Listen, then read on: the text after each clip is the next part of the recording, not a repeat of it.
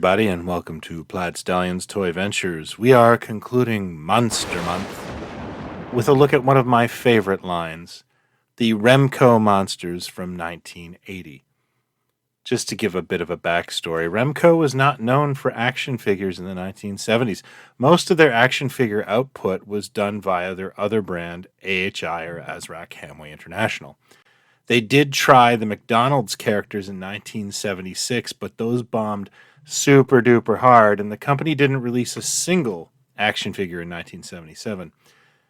In 78, they had finally cracked the code to get into the superhero action figure license, as Mego had a tight grip on it, with the launch of what is called Energized Spider-Man. This is basically a statue with a few electronic features.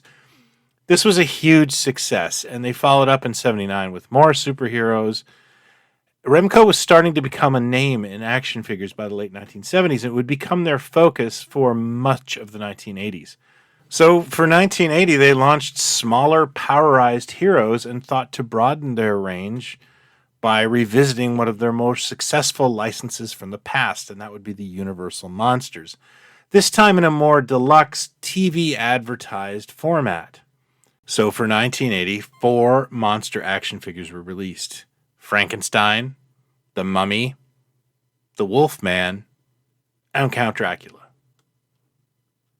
The figures themselves were 9 inches tall and each had an action feature, which is something that would become quite commonplace in 1980s toy lines. By pushing the lever, the accordion-style arms would allow the character to move in for what would be a bear hug and grab its victims, which I guess would be other action figures. All the figures had the same body with these claw-like hands that glowed in the dark, as well as their heads that glowed in the dark. That was a major selling feature of this line. While Frankenstein and the Mummy looked like Boris Karloff, and the Wolfman is obviously Lon Chaney, this is another example of generic Dracula due to ongoing litigation between Universal Studios and the Lugosi estate. When Remco released a subsequent follow-up line in 1981, which we call the Mini Monsters, that case had had a breakthrough in that Universal won the use of Bela Lugosi's license for that time, and we did get our first Bela Lugosi action figure in 1981, but I'll do another episode on that later. The striking packaging art was painted by someone named Chronister, and it was recently up for sale at Hakes Americana, where it fetched much more than I could afford. It's well known that because they couldn't use Lugosi, Chronister used an image of Count Yorga, played by Robert Quarry, for the box. I always wondered if Robert Quarry knew that. To round out the 1980 offering, we were also given a playset of sorts in the form of the Monsterizer. This is very similar concept to the Gamma Glow machine that Remco released for the superheroes that year, in that it is a device that is meant to charge the glow-in-the-dark ability of the monsters. I did a video on this years ago, and I'm just using old footage. The box describes it as lights flash, electrodes buzz, and gears creak as you monsterize the famous monsters of Filmland. Electrode cage automatically opens and closes as the table is cranked. When the lights emerge, the monsters are ready to prowl, glowing in the dark. This is a wonderful item, and it harkens back to, the Kenneth Strickfaden devices in the original Frankenstein and Bride of Frankenstein. It's no wonder this is a tough piece to find and very highly desirable among monster collectors.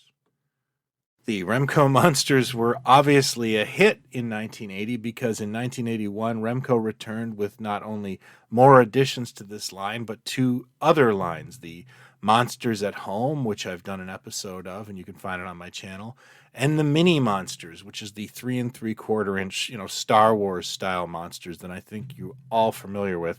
I'm planning a video on that, but haven't gotten there yet. The 2 new additions were the Phantom of the Opera, and, of course, the Creature from the Black Lagoon.